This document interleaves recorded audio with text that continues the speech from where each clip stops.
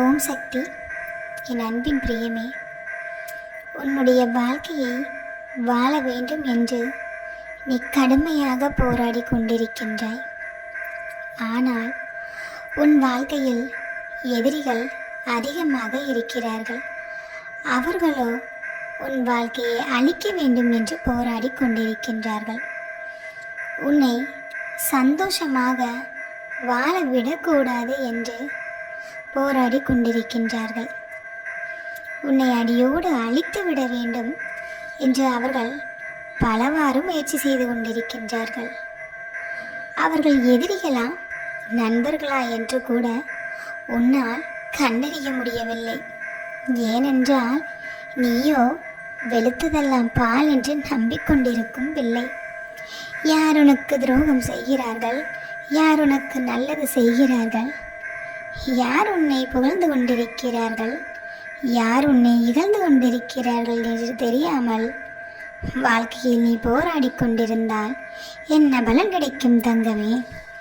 வாழ்க்கையில் போராடினால் எதிரிகள் யார் என்று கண்டுபிடிக்கும் அளவிற்கு உனக்கு திறமை வேண்டும். உன் முதுகில் வந்து குத்துபவர்களை நீ கண்டுபிடிக்கக்கூடிய அந்த தன்மை உன்னிடம் வர வேண்டும். யாரை வேண்டுமானும் நம்பலாம் என்ற உடைய எண்ணத்தை நீ முதலில் தூக்கி எறிய வேண்டும். யார் நல்லவர்கள், யார் கெட்டவர்கள், யார் உனக்கு சூழ்ச்சி செய்கிறார்கள் என்பதை நீ அறிய வேண்டும். வாழ்க்கை என்பது சுலபமானது அல்ல. நீ ஒரு ஊருக்கு செல்ல வேண்டும் என்றால் நடந்து கொண்டிருக்கும் பொழுது வழியில் கற்களோ முட்களோ கிடந்தால் அதை தூக்கி எறிந்துவிட்டு சென்று விடுவாய். அடுத்த பாதை உனக்கு சுத்தமாக இருக்கும். சரி, நீ போகும் இடத்தை அடைந்து விடலாம் என்று எண்ணும் பொழுது வழியெல்லாம் கற்களும் முட்களும் கிடந்தால் நீ போகும் இடத்தை அடைய உனக்கு நேரம் கொஞ்சம் ஆகத்தான் செய்யும்.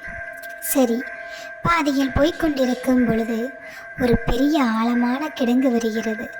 அந்த கிடங்கை உன்னால் தாண்டவும் முடியாது, போகவும் முடியாது என்றால் உன் வாழ்க்கை எப்படி இருக்கும்? நீ செல்லும் பாதை எப்படி இருக்கும்? அந்த பாதையை உன்னால் தாண்ட முடியாது. அதுபோல்தான் வாழ்க்கை. அப்பொழுது நீ யோசிக்க வேண்டும், அந்த கிடங்கை எவ்வாறு மூட வேண்டும்? நாம் செல்லும் பாதைக்கு வழி ஏதாவது இருக்கிறதா? நாம் நிச்சயமாக அந்த பாதையில் பயணம் செய்தால்தான் நாம் போகும் இடத்திற்கு போக முடியும் என்று நீ யோசிக்க வேண்டும்.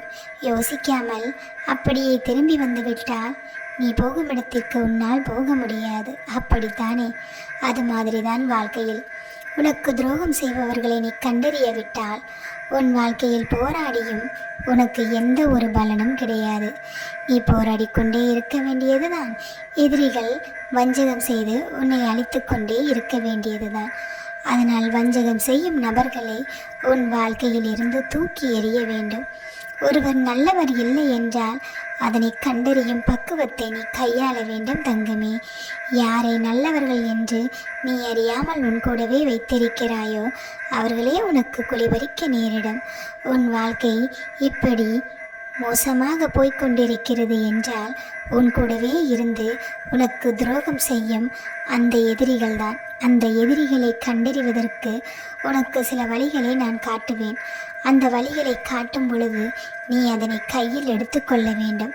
அதை விட்டுவிட்டு கிடைக்கும் வழிகளை நீ பயன்படுத்தாமல் தூக்கி எறிந்துவிட்டால் நிச்சயமாக நீ போகும் பாதையில் பயணம் செய்ய இயலாது. இனிமேலாவது நான் சொல்வதை புரிந்து கொண்டு உன் வாழ்க்கையை அளிக்கும் நபர்களை முதலில் தூக்கி எறிந்துவிடு. அதன் பிறகு பார் உன் வாழ்க்கை எப்படி இருக்கும் என்று. நீ போகும் இடத்திற்கு உன்னால் போக முடியும். நீ போராடி கொண்டிருக்கும் வாழ்க்கையில் உன்னால் ஜெயிக்க முடியும். தோல்வி என்பது வரக்கூடாது என்றால் தோல்வி வரதற்கு என்ன காரணம் என்பதை நீ கண்டறிய வேண்டும். அதனை கண்டறிந்து விட்டால் உன் வாழ்க்கை வெற்றி வசமாகும். வெற்றியை நீ பிடிக்க வேண்டும் என்றால் தோல்வியை உன் வாழ்க்கையிலிருந்து தூக்கி எறிந்துவிடு. தோல்வி என்பது வந்தால்தான் வெற்றி என்ற ஒன்று கிடைக்கும் என்பது அனைவரும் அறிந்ததே. ஆனால் அந்த தோல்வி எதற்காக வருகிறது என்பதை நீ கண்டறிய வேண்டும். அப்பொழுதுதான் வெற்றி என்ற ஒன்றை நோக்கி உன்னால் பயணம் செய்ய முடியும். நீ கேட்கின்ற வெற்றி உன் கையில் தான் இருக்கிறது. அதனை பயன்படுத்திக் கொள்வதும் பயன்படுத்திக் கொள்ளாததும் உன் விருப்பம். இனி உன் அம்மா சொல்வதை கேட்டு உன் வாழ்க்கையில் நடந்து கொண்டால் வெற்றி உனக்கு மட்டுமே